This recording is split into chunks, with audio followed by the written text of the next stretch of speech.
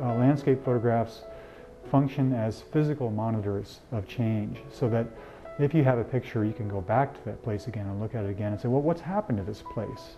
It hasn't always changed for the worse. I mean, there are some cases where it's changed for the better, but this gives us an idea about what we've done, things we've forgotten about. To document the changing frontier, photographer Mark Klett, historian Ellen Manchester, and conceptual artist Joanne Verber conducted the Re-Photographic Survey in 1977. They identified the exact location where dozens of the 19th century photographs were taken.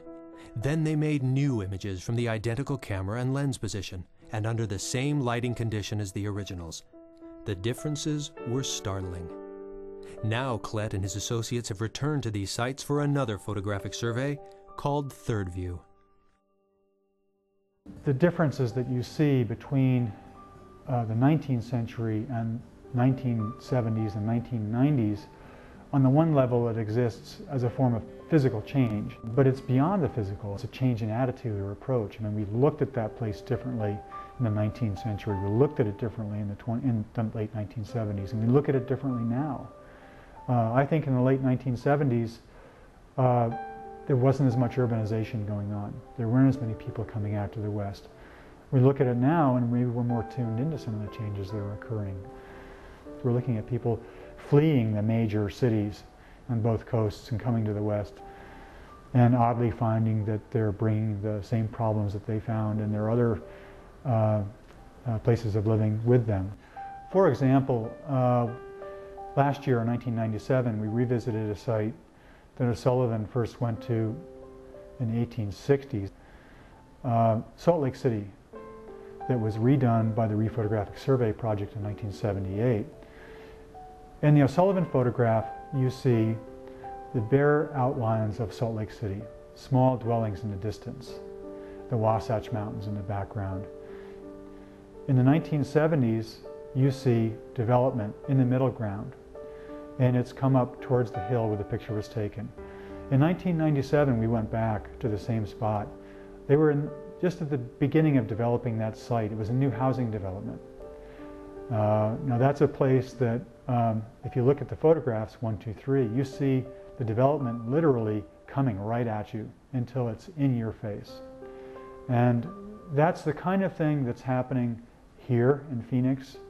It's happening all over the urban West. It's growing like crazy. So it's not the Wild West anymore.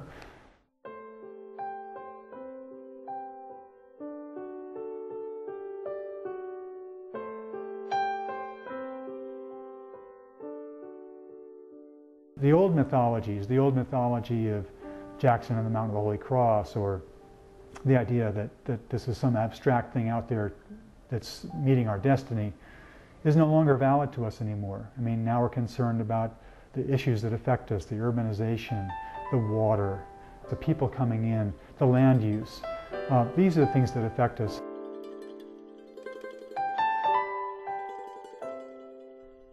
The Third View project gives photographers an opportunity to re-examine the meaning of the frontier.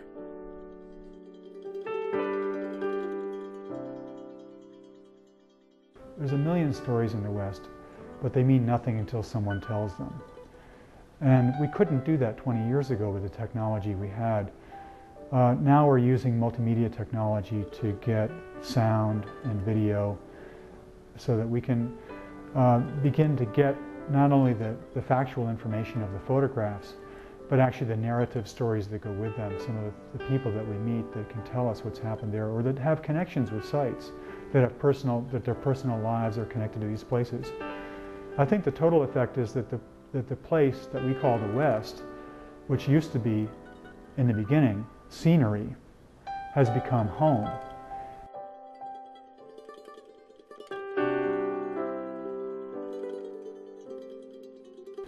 Green River, Wyoming was a place that O'Sullivan photographed, Jackson photographed, and when we went back to photograph some of the more well-known sites, Teapot Rock, for example, or the one that's most important to me in many respects, Castle Rock. In the picture that O'Sullivan made of Castle Rock, you see only the rock and the hill in the foreground.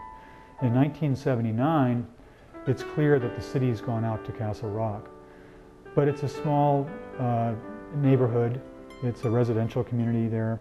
There's a house, and the woman who lives in the house came out and talked to us. And she's been living in that house for all her life.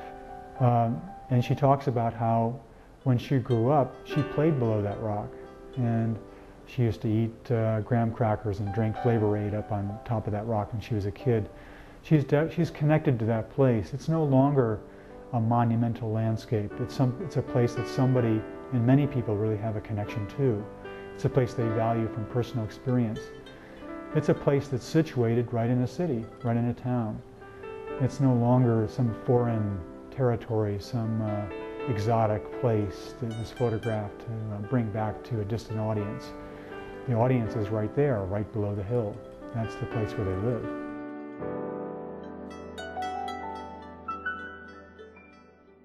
The frontier isn't limited to a beautiful place without human influence. Any location can reveal the relationship people have with the earth. But as landscape photographers discovered, this relationship is not always good.